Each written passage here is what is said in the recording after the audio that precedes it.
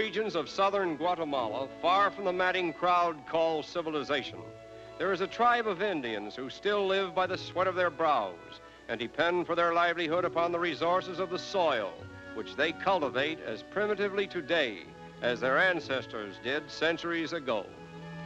Hundreds of acres of this land are utilized for the cultivation of a plant known as anise, the seeds from which are used for condiments, medicines, and liqueurs. The plants, which usually grow to a height of about 2 feet, give off a fragrance which fills the whole countryside with the sweet aroma of aniseed. In this land of perpetual remoteness, the native Indians still trod their weary way, unmindful of the changes that have taken place in the world beyond their unchanging dominion. They carry their heavy burdens upon their backs with the aid of head straps, the same as their forefathers did. And although most of them are small in stature, they are sturdy and strong, and they often travel all day, carrying loads like this to or from some primitive marketplace. Time may march on, but it doesn't seem to get anywhere here.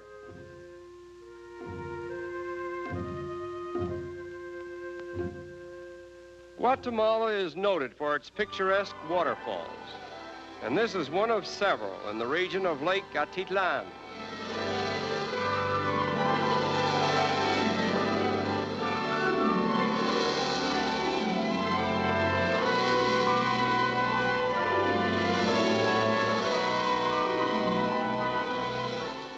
Picturesquely situated on the shore of Lake Yatra.Helpline is the Hotel San Juyo, overlooking the lake and its world-famous volcanoes, the highest of which is Yatra.Helpline itself, rising through the morning mist to a height of over 2 miles above the level of the lake. Once an active volcano, it has been lifeless these past 100 years. Here we see the volcano San Pedro, which is about 10,000 feet high.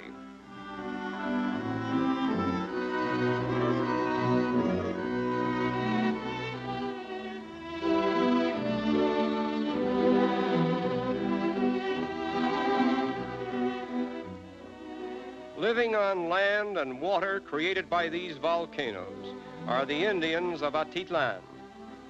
Their oddly shaped canoes are made from tree trunks carved to suit their purpose.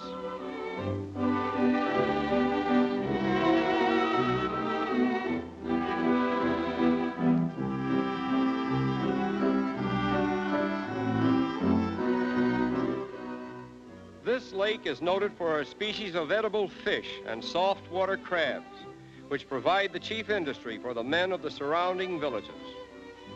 There are 12 native villages in all, and each is named after one of the 12 apostles.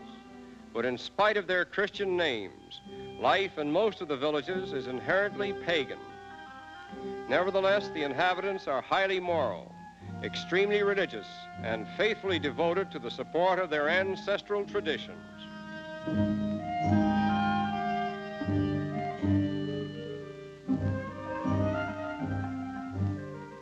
The majestic poise of the women is the result of carrying jugs of water upon their heads from the lake to their homes, a duty that requires several trips daily, as the village is dependent upon the lake for most of its water supply.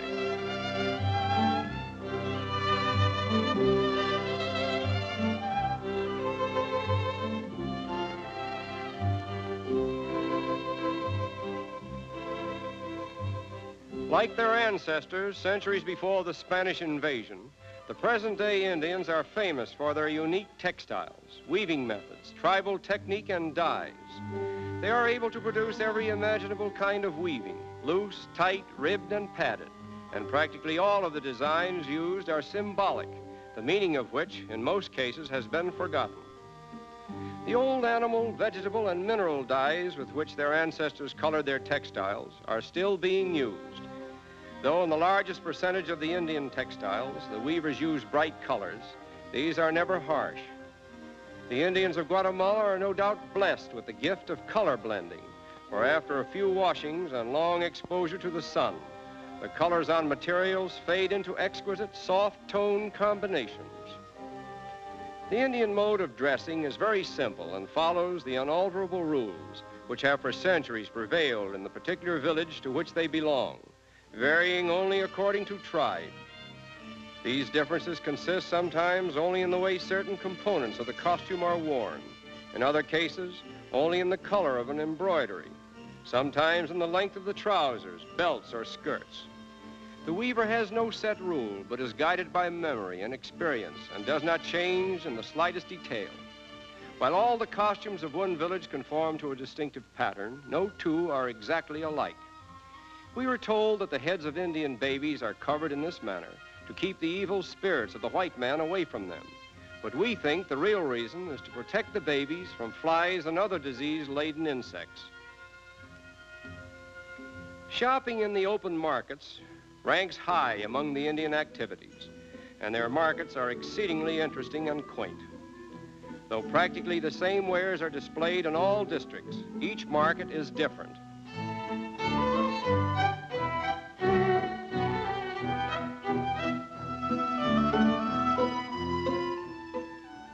The chief market day is Saturday, and as a rule, nothing but edibles are sold.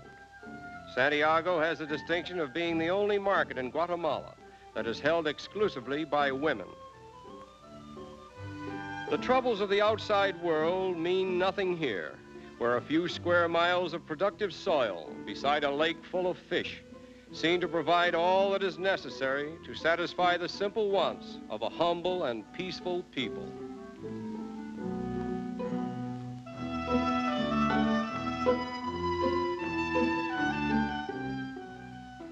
Among their many odd customs, marriage ceremonies are the most unique. And here we have reenacted for our benefit the simple routine of courtship as practiced in one of the native villages on the shores of Lake Yatra.Helpline.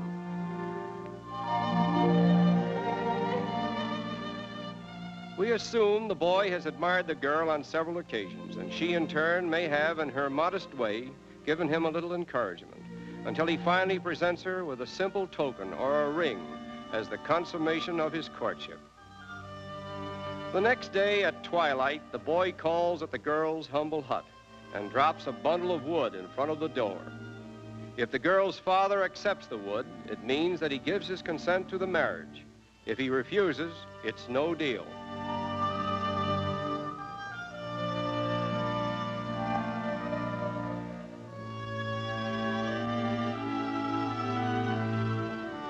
According to tradition, in the eyes of their tribe, these two are now eligible for marriage.